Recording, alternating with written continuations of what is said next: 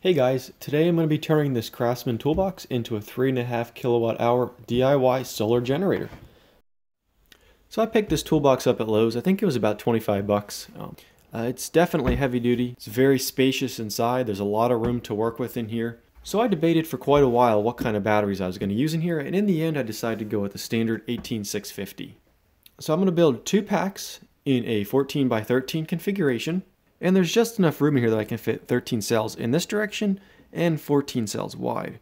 It would have worked out a lot better if I could have fit 14 cells in this direction, because then I could have worked more in this direction, but these are the batteries I'm going to be using for the project. These are from some kind of modem. There's 130 batteries here, which comes out to 390 cells.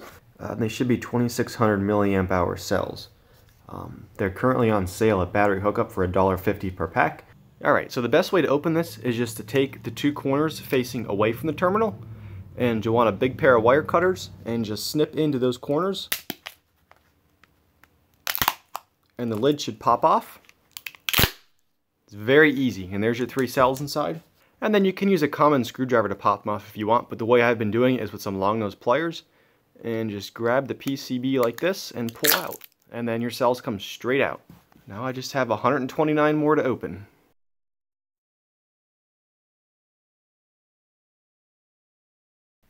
These cells ended up testing a lot better than I was expecting. I knew they were going to test good, but I didn't know they were going to be this good. So out of 390 cells, there wasn't one single bad cell in this lot. Almost all of them tested in the 25, 26, or 2700 milliamp hour range. On average, the gray cells did test higher than the purple cells. So that actually gave me some extra cells left over. Only 11 fell outside that range, and they're not even bad cells. There's some 24s. 21, they just have a slightly lower capacity, so I was able to pull out these 11 cells that were below the 25 threshold. So I'm going to separate the gray and the purple cells just to make sure I can get an even distribution in each series pack.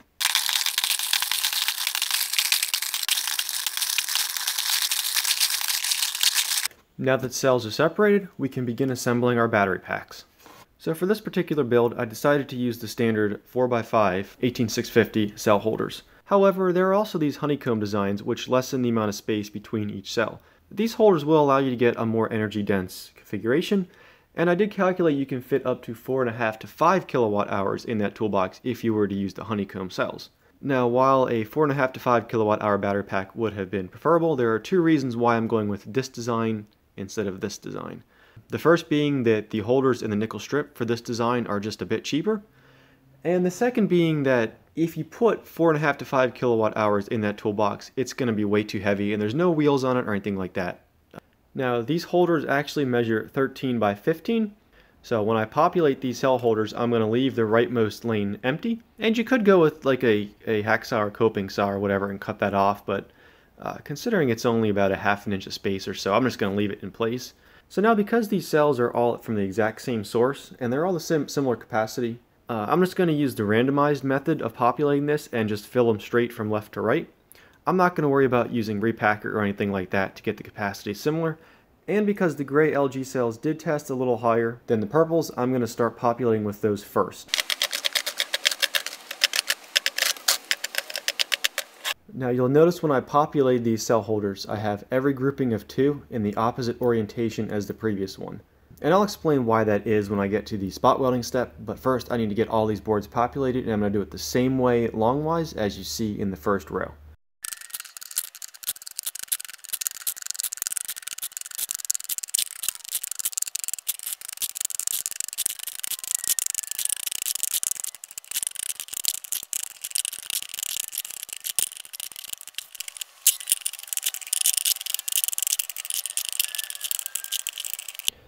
Alright, so now that these cells are in the holders, it's a little easier to explain why I chose to lay them out this way and how the configuration is going to be set up. So I have 28 rows of cells total here, and every other grouping of two, the polarity is reversed. So this is going to be a 14S 26P battery. So each grouping of cells of the same orientation is going to be wired in parallel, and then each of these parallel sets are going to be wired in series. So to do a little math here, we have 26 cells in parallel times 14 sets. That gives us 364 cells. So one cell is 3.7 volts nominal times 2.6 amp hours. That comes out to 9.62 watt hours per cell. Times 364 cells will give us 3,501 watt hours of storage. Now we have 14 cells in series, and the nominal voltage again is 3.7, so that'll give us a system voltage of 51.8 volts nominal. So it's slightly above 48. So before we put the top in, just double check to make sure all the polarities are correct. Let's see if we can.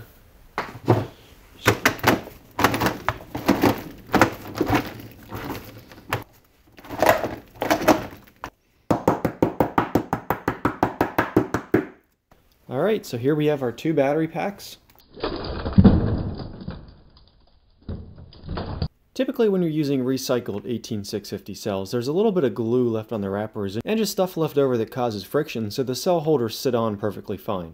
However, these cells from battery hookup were so clean coming out of the packs, there was no glue on them whatsoever, that they're actually loose in these cell holders. So you want to be very careful how you're moving this around, otherwise the lid is going to come off and the cells are going to go everywhere. So for the nickel strip, I'm going to be using this 2P, and it's called 2P because it's 2 cells wide, 0.15 millimeter thickness nickel strip. This is pure nickel. I purchased this from Keith's store, which is where I get most of my stuff from. And he actually cut it custom to order, so I don't even have to spend any time cutting it. So thank you, Keith, and there wasn't even an extra charge for the cutting, and I really appreciate that. So I'm going to put one 2P strip up each parallel group. And then you may have also noticed how there is slot in the nickel. And the reason for that is one probe of your welder is going to go here, and the other probe will go here. And this slot basically allows the current to go down through the cell and back up the other side, rather than taking the path of short resistance and going straight across if this hole was not here. Now a much better design for this battery would have been to have 4P wide nickel. That way these two were connected in series and I didn't have to connect them in series later. However, the layout of these batteries kind of changed from my original plan, and Keith nor anybody else in the US that I could find sells the 4P nickel, and I didn't want to wait for international shipping from China, which could have taken a month or two. So what I'm going to do is weld the top and the bottom of each parallel set, and then I'm just going to put pieces of nickel going across every couple of cells to then connect them in series. But first I need to get all the parallel sets spot welded. And to do the welding, I'm going to be using my Sunco 709AD spot welder that I modify with these custom electrodes. Because this is a 240 volt version and I don't have any 240 volt outlets in my garage, I'm going to have to take this in the house to get spot welded. I have the welder set on a current of 7.5 and a pulse of 12. I laid the nickel over the first set of parallel cells and put one electrode on each side of the slot. Each cell will get 4 welds. Now I do have this welder on a dedicated 20 amp circuit, but you can still see the lights blink each time I press the welder because of the instantaneous current it consumes. The lights and welder are both plugged into an inverter, not the power grid. You wouldn't see the same dimming if this were the power grid. And here's the finished product. On to the next row. Alright, so here's the first 2 battery packs, all spot welded up. This is the main positive bus bar. There are 26 cells here, all wired in parallel. And then these 26 cells are wired in series with the next pair of 26 cells. And then the way I joined the two 26 cell parallel sets is every other cell I just put a piece of nickel across. And again, it probably would have been better to use 4P or 4 wide nickel strip, but this 2P will work just fine. And here's just a little close-up so you can see what's going on. When I did these series connections, I did have to turn the spot welder up quite a bit to get a good weld. So if you're doing something similar to this, one thing you have to keep in mind is as soon as you start making connections, this whole pack is live, and you don't want to accidentally drop a screwdriver or accidentally put a piece of nickel in the wrong location as you're working on this. So you always want to double and triple check your connections. As I was working across the pack with the spot welds, I was covering the areas I had finished with this Kapton tape, so that will prevent any accidents if a piece of metal were to fall in this battery pack or I leaned on it wrong or something like that. So on the back here you can see the main negative. It's done the same way as the other side. So we'll put a voltmeter on here quick. So the main negative to the main positive measures 29.12 volts. So the only thing that remains to be done is decide how to terminate the connections from the main positive and main negative. And to do that, I'm going to use some of this 12 gauge silicone wire. 12 gauge wire is rated for approximately 20 amps, and we're going to be drawing more than that from this battery pack, so I'm actually going to use 2 pieces of 12 gauge silicone wire on each end. And then to make connections easier, I'm going to be using standard XT60 connectors. I'm going to use both terminals for the same polarities. And making these connections is very easy. First I'm going to put my XT60 in a vise. You can pretend this is a vise. And then just strip off like 1/8 of an inch of the insulation, so usually good. And just twist the wires a little bit. And slide a piece of heat shrink on each lead. And then just carefully insert the wire into your connector. And I usually apply heat to the top of these and just carefully insert the solder from the back. Double check that you got a good connection and you're ready for the other side. And once your connections are good, you're ready to slide up the heat shrink.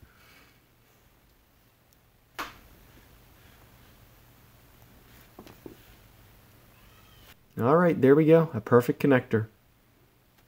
And I'm going to connect this connector right in the middle of cells 3 and 4 from each end. This will give me equal distribution between both ends of the pack. However, I don't want to solder directly to this nickel strip that's already here and risk damaging the cells or the holders from heat. So I'm going to take a separate strip of nickel and run it the entire length of this battery pack. So I'm going to mark this where I want to solder the leads. So just to help make this job a little easier and not burn my workbench, I just taped down this piece of nickel strip to an old piece of 2x4. So you'll notice how I fanned out the end of the wire just a little bit. I'm going to place it on my mark.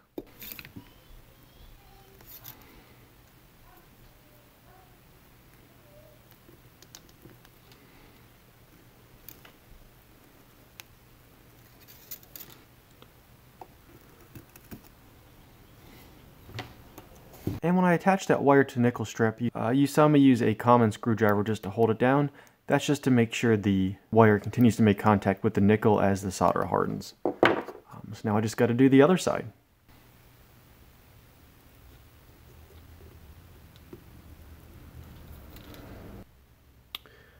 So now we can take this back inside and we'll just spot weld this strip into place, and there is our connection. I spot welded that strip on the side of my battery pack to splice on my connector, and it came out very well. And doubling up that nickel bar helps with the amount of amps it can carry, along with reducing the heat if I would have soldered directly on the existing tabs. So now if I stand up both these battery packs next to each other, on the back here is where the series connection will be made between the two packs. So there's just two XT60 to plug in. And if I take a reading with my voltmeter now, I have 58.2 volts. Now I do have some heat shrink I want to put over this, but before we get the heat shrink put on, we need to wire the BMS. For the BMS, I'll be using this Dali brand BMS. It's 14S 48 volt BMS, and it has a maximum discharge current of 60 amps.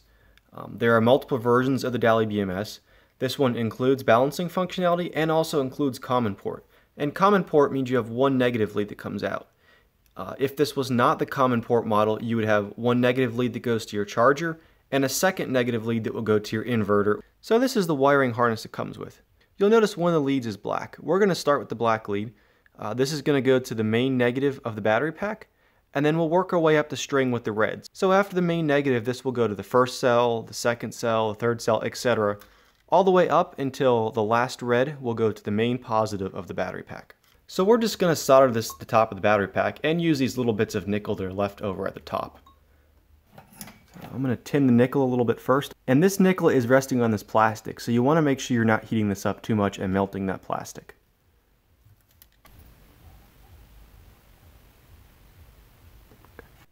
So looking at our wiring harness, we connected the black already. And this is the next wire in order. So because our black wire is connected here, the first red is going to go on the other side of this cell. So we need to flip over this battery pack. And to avoid the constant flipping, I'm just going to work on it in the upright orientation.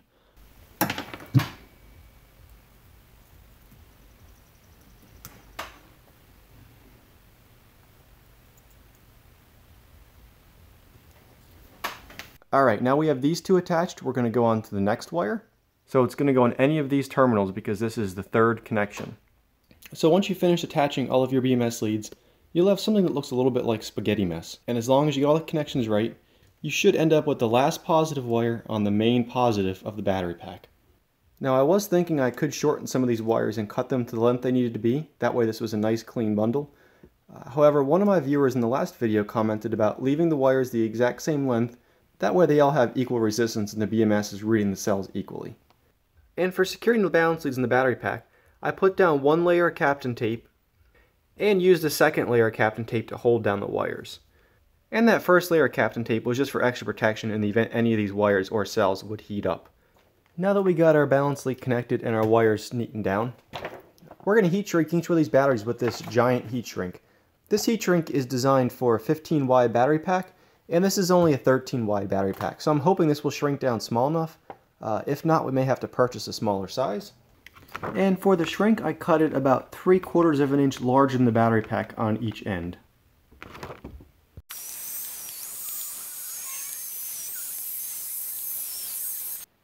Alright, so here's the completed pack once the heat shrink is on.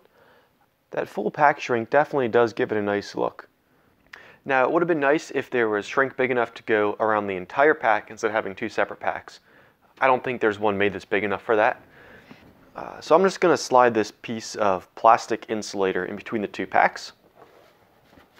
And then I'll prevent the area where these connectors are soldered on from being squished in between.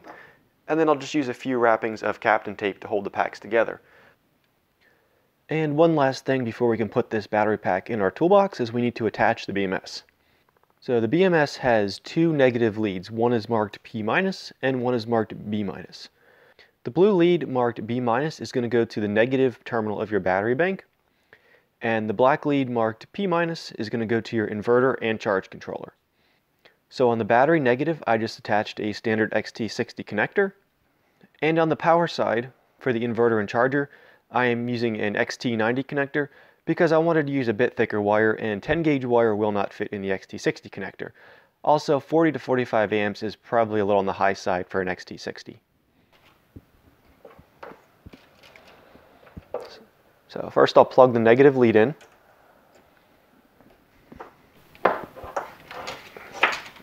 And then I want to mount it just like this. And I'm just going to use some zip ties to hold it down.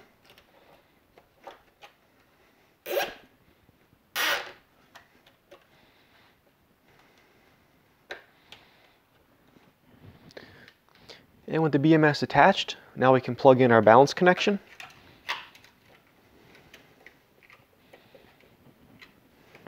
Okay. And lastly, we'll plug in our positive connection. Alright, so we should see full pack voltage on this connection now. And we're at 58.1, so we're good to go. For the remainder of this video, I'm going to explain why I picked each component, and then I'll show you how they're wired at the end. I'm not necessarily going to include all of the drilling and layout and assembly process, because this video is already 20 minutes long, and the primary reason for this video was the battery build and the choice of equipment. So at the heart of this build will be a reliable electric pure sine wave inverter. This is 48 volt 1500 watts. You can see there are two battery lugs in the back, and in the front we have two standard 115 volt outlets and just an on-off power switch. Now, I already had this inverter from a previous project. If I was purchasing a new one, I would still go with Reliable Electric because they are low cost, and as the name states, they are fairly reliable. The only difference I would have done is I probably would have gone with the 2000 or a 2500 watt. And for the output connection on the generator, I went with these recessed outlets. Each one is rated for 12 amps at 125 volts, and they have two receptacles, so I have a total of 4 receptacles installed, and each one also includes 2 USB charging ports. They do come with a fairly lengthy cord, and I obviously don't need more than a foot or so of cable, so I may try taking this apart and see if I can shorten that cord or not, because I really don't want all this bulk in the toolbox if I can help it. So for the user interface, I went with this Drock brand energy meter. The voltage supply is good for 5 to 90 volts DC, and it has a maximum rating of 200 amps. So because we have need for 12 volts in our system as well, this is a fairly standard buck converter. And this is good for 240 watts. It will take in 36 or 48 volts. I forget the maximum tolerance. I believe it's like 62 or 65 or something. And it will output 12 volts DC at 20 amps. And the 12 volts will feed into 2 standard 12 volt outlets. These are for standard cigarette lighter plugs like you would find in any automobile. Additionally, that 12 volts will feed into this temperature fan controller. It's just a small PCB that you can set a preset temperature on, and it comes with this remote temperature sensor. And once you have a set temperature on this board, it will control the standard 80mm case fan from a computer to ventilate the toolbox and ensure it stays cool. The main on-off for the toolbox will be this Blue Sea Systems 50 amp circuit breaker. I am questioning whether or not I can use this though, because I see it says that the UL rating on it is for up to 32 volts DC. However, I noticed that the max voltage listed on it is 65 volts DC. And I noticed on the website for Blue Sea Systems, it also includes an interrupt rating at 65 volts DC. So I did reach out to the manufacturer to see if I can use this for a 58 volt battery bank or not, and hopefully I receive a reply on that fairly soon. And last but not least, I'm using this generic MPT7210A solar charge controller. And I already had this controller as well from a previous project. One reason I chose this over other options available on the market is that this is really a DC boost converter. I don't think it's a true MPPT controller. However, I do like that this takes an input lower than your battery voltage. So I can put anywhere from a 12 volt panel, a 24 volt panel, whereas a standard MPPT controller might take 100 to 150 volts to turn it on. And since this is a portable build, I don't want to have to carry around that many panels. I want to be able to take just 1 or 2 panels out, plug them in, and charge away. So while this is not the best option on the market, it is the best option for my particular use case. So that's where I'm going to stop here at the video. I'm going to go ahead and get this stuff assembled, and then I'll review the wiring and how I set everything up. Alright, so I'm in the final stretches of getting this thing put together, and before I start closing it up to where you can't see what's going on inside, I thought I would do a quick overview of where I'm at. So on the right hand side, I have almost all the components mounted, and I'll go over all of these later, but for right now, just know they're on the right side. On the left side, I have a fan. So the right side fan is blowing air in, and the left side fan is blowing air out. So airflow is in this direction. So then on top of this battery, I just cut another piece of white plastic insulator that's going to fit in like so, right on top of the battery. And that gives us a nice insulated and flat surface to mount the inverter on, which will sit right here. So if you have a look down in there, I have 4 holes drilled on each side where I'm going to zip tie it into place. There is plenty of room for air circulation in the back, so the inverter will blow air out the back, and then it will get sucked out by the lower fan in the case down here. And on the right hand side, there's plenty of space for air to come up as well and get sucked in through the inverter. Most of the wires are going to be routed along the back here. I do still have to fit in the MPP charge controller, which will likely sit down in here. I just have a little bit more fitting to do. So that's where I'm at. I'm going to finish up the wiring, and then hopefully we can turn it on pretty soon. Alright guys, so it's finished, and it is great. I've done some basic testing with it, but I have not hooked up solar panels yet. Before we do that, let's take a look on the side and see what we got. So we got 410 volt outlets. Each receptacle is good for 12 amps. There are 2 cigarette plug lighter. So this is like your car charger, stuff like that you might want to take out of your car and use with a generator. There are 4 USB ports. Each USB port is good for 2.1 amps of charging. There's an XT60 connector for your solar input, or an AC to DC adapter can also be plugged in here. And then a 50 amp circuit breaker, which also serves as our on-off switch. I did hear back from Blue Sea Systems, and they did confirm that this breaker is good for up to 65 volts. And once it's turned on, the display on top will light up. This basically shows the state of charge of the battery. I'm not really sure how it's calculating this display here. It shows the current voltage, a cumulative watt-hour display, and it shows the amount of amps and watts being charged or discharged from the battery. It's not super fancy, but it's simple and it gets the job done. Now, that being said, it is not super accurate. So when we open it up, the main positive is coming up out of the battery, and it goes into the battery side of the circuit breaker. The load side comes out the bottom, and this positive lead goes all the way back to the positive side of the inverter. And then you can also see the negative lead coming up here as well, except it bypasses the breaker. This is just a single pole breaker. And the negative lead comes over and goes to the negative side of the inverter. And then on the inverter side, we have a set of red and black leads that come off as well. And they come up here to this nest of wires. So we have a pair of red and black leads that come up to the DC to DC converter. This steps down the 48 volts down to 12 volts. A second set of leads comes off and goes down to the charge controller. And then two other leads come off of this controller and go straight down to the XT60 connector we saw in the front. We have a black lead that comes off of the 48 volt splice and goes into the DROC voltage display. And we have a red and yellow that both come off of the positive and go into the DROC. I believe this is good for up to 90 volts. If the voltage you were measuring was over 90 volts, you would have to supply one of these wires with a voltage within the acceptable range, and then the other wire would be the sense wire for sensing the voltage of the battery. Because our battery bank is under 90 volts, we can attach both of these to the same positive. Also, I did make a mistake. This is the 12 volt splice, and these are the 48 volt splices. So then the 12 volts that comes off of the buck converter comes down to these two splices. You see one lead goes down to the fan controller down here. And this fan controller is actually very cool. It might be difficult to see the display on the video, but it is showing 16.7, which is temperature in Celsius. And basically you just use these buttons to set the temperature for which you want this relay to engage. So you can switch any voltage within the range of acceptable voltages printed on the relay. Because I'm also switching 12 volts, I just have a little jumper lead going over to the input on the relay, and then the output comes out to these two white leads, which go over to the fan over here and the fan over here. And then all three blacks are tied together on the ground lead. And then the last lead that comes off of this board is the temperature sensor, which I just have running up to the top, and it's sticking off right over here, where it's going to get a good reading away from any direct airflow. So additionally, coming off the 12 volt rail, we have both of our cigarette lighter outputs, and they just run down here. They are individually fused, 10 amp fuses, and they come down here to both of the cigarette lighter plugs.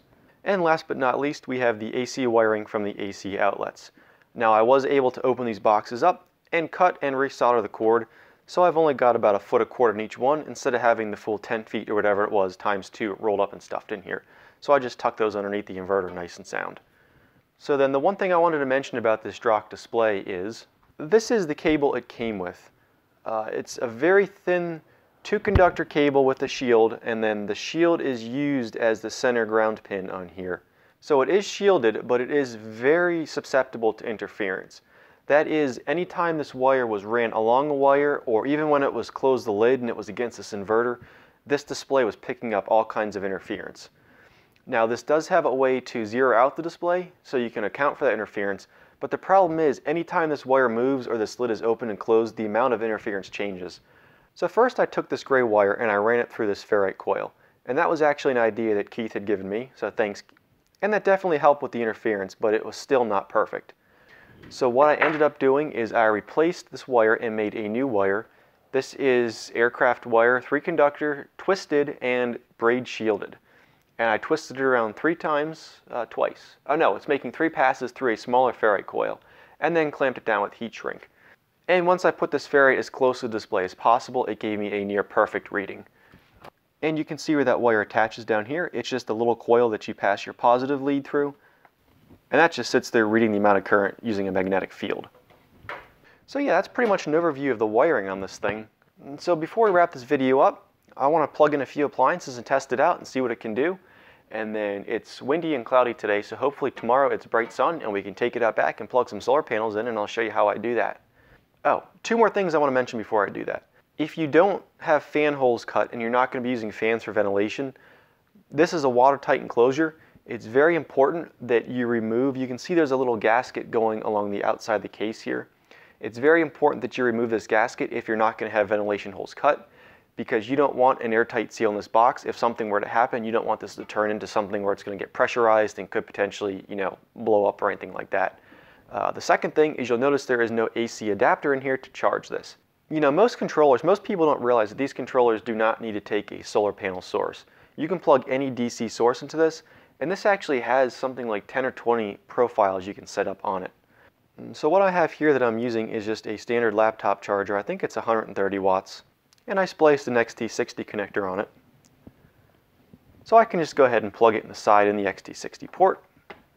And you'll see the controller turns on and it's going to begin charging shortly. So this controller is going to serve as both my AC charger and my solar charger. I just have to remember when I plug this in and I'm switching between sources, I need to make sure to set the correct source on this charge controller. And this can handle a maximum of 10 amps input and or output. So this is a good balance between having to buy an expensive controller and have a separate component installed in here taking up more space and generating more heat. So now the fun thing is we're going to plug a few things into here and see what it can do. So the first thing up is just my cheap Black & Decker hammer drill, and this is rated at 6.5 amps nominal. So I'll just plug it in here.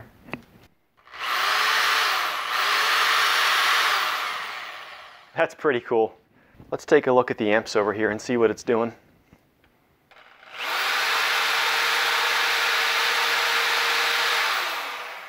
That's a lot of amps. And the last thing I want to try is my Craftsman shop vac.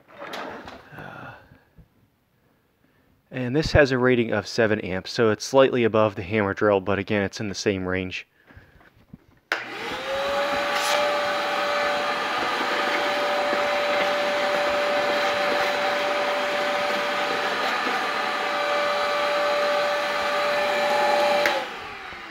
Alright, so that was pulling about 19 amps when it was running, but you did see it took a big spike when it started. So we're going to do that clamp meter test again. You can see I have it set on inrush and the display is zeroed out.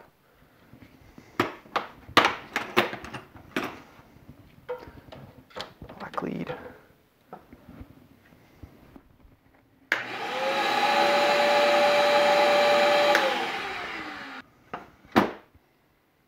And that pulled 70 amps from the battery when it started that motor. That is sweet. That's actually incredible when you think about it. Alright, so I'm going to run a few loads on this tonight to run down the battery a little bit since it is full charged right now. And hopefully tomorrow we can take it outside and show you a little bit of the solar charging. Alright, so out here I have a 270 watt Sun Edison panel. The VMP, or maximum power point voltage, is around 30.2 volts. I just took the positive and negative leads off of this, and I spliced them onto an XT60 connector and plugged it right in the front in the charging port. Now today is a partly cloudy day. It's kind of sunny, but it's not really full sun. And off that single panel I'm getting about 180 to 185 watts of charge. This controller would have no problem handling 2 or 3 of these panels total. I can put these in parallel. I can't do it in series because that would exceed the voltage of the battery. Keeping in mind, because this was an MPPT boost converter versus the traditional MPPT buck converter, the operating voltage of the panel needs to be equal or less than the voltage of the battery. And because this has been sitting out in the sun for a little while charging, I can hear the fans have turned on because it is heating up inside. So this just further solidifies the point that you need to have some sort of active cooling if you're going to be building one of these generators and leaving it outside. That being said, we have reached the end point of this video. I do apologize for it being so long. However, I wanted to make sure to include as much detail as possible. If you found the video helpful, please don't forget to hit the like and subscribe button. Any questions or comments, please leave them below. I do appreciate any feedback or constructive criticism as far as the build itself and my video and editing. If there's anything specific you want to see more of, please leave that below as well. Otherwise, thank you very much for watching.